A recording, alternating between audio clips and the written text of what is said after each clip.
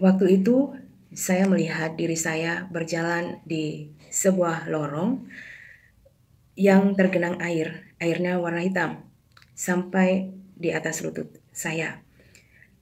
Di tangan kiri saya berjalan dengan membawa di tangan saya ada lilin yang menyala tapi sudah pendek, ya, sudah pendek, hampir habis.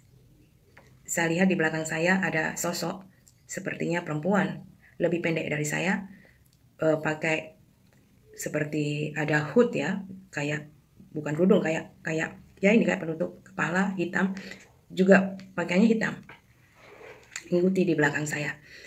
Nah, eh, saya berjalan ke arah timur ya sih sepertinya. Eh, Lalu saya melihat di arah yang agak berjauhan, saya melihat sosok berpakaian putih ya. Tapi jalannya cepat sekali. Auto saya waktu melihat sosok itu saya seru namanya Yesus gitu. Tapi berjalannya cepat sekali, tidak menoleh. Ternyata pas dia sosok ini jalan lurus yang saya seru Yesus itu, padahal itu tembok ya. Jadi itu tembok ya. Tidak ada jalan lagi ke sana. Jadi saya lihat di posisi di sini berjalan ke sana, itu di agak kejauhan saya melihat sosok itu berjalan ke arah sana, lalu pas saya seru Yesus itu dia padahal tembok yang nggak ada jalan lagi. Nah, pas saya menyeru nama Yesus itu lilin saya itu habis mati. Oh iya, pas saya menyeru nama Yesus itu kan lilin saya mati dan sosok perempuan yang di belakang saya itu juga langsung lenyap atau hilang, nggak ada lagi. Lalu di sebelah sebelah saya berhenti itu ada meja. Lalu saya letakkan tempatnya lilin itu di situ, dan di situ ada kayak sebuah rumah, tapi pas mepet gitu ya dengan lorong itu. Ada kayak tangganya dikit dari lantai ya, berundak gitu ya.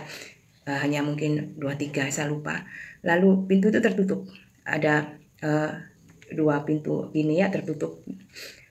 Lalu saya buka, pas saya masuk itu ruangan yang pertama itu ya temaram ya.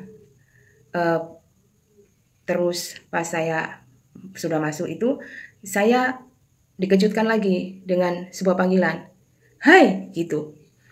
Saya menoleh ke arah sana. Di situ ternyata ada ruangan lagi lebih luas.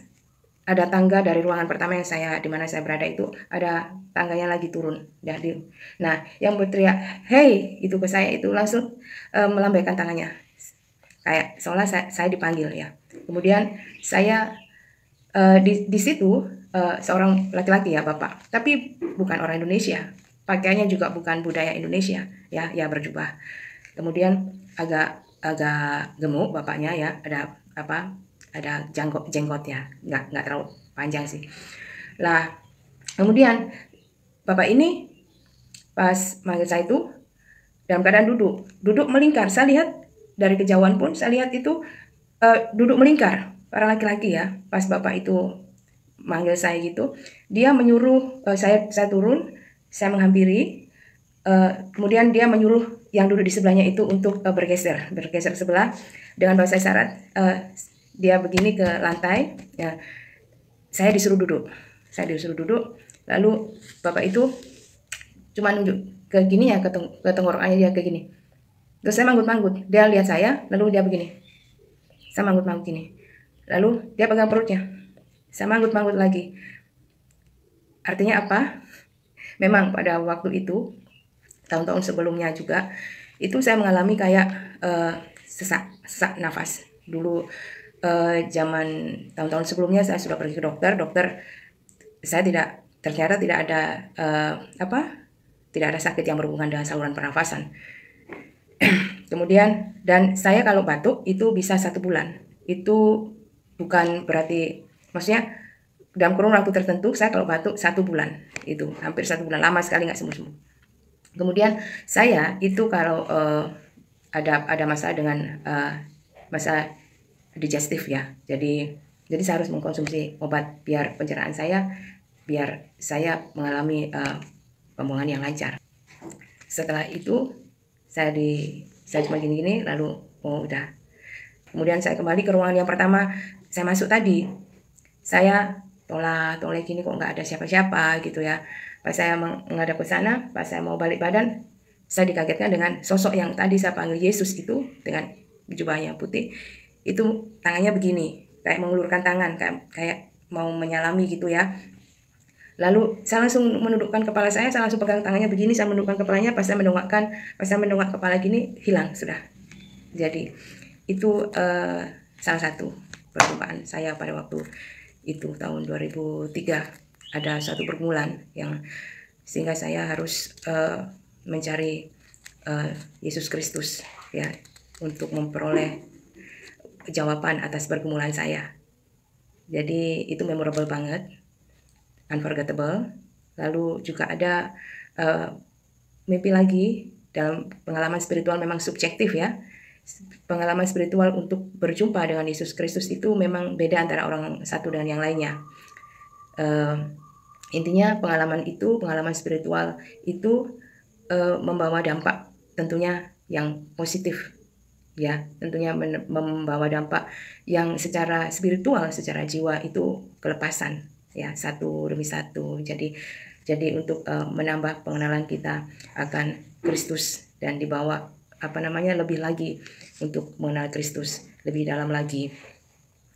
Oke, saya akan lanjutkan next time, kelanjutan ceritanya. Saya berjumpa dengan pribadi yang mulia, Yesus Kristus, dan itu yang saya sebut di dalam pikiran saya, itu adalah murid-murid Yesus Kristus yang duduk melingkar itu. Puji Tuhan, saya percaya bahwa Tuhan Yesus Kristus itu bisa menjumpai siapa saja termasuk Anda ya. Jadi itu lebih memberi kekuatan ya. Semoga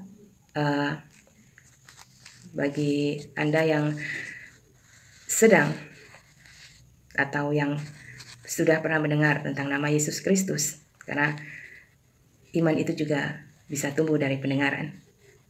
Semoga pengenalan Anda akan Yesus Kristus itu tentu tidak akan sia-sia, bahkan bisa membuat kehidupan jiwa Anda lebih memperoleh pencerahan dan pengenalan akan Tuhan yang sebenarnya.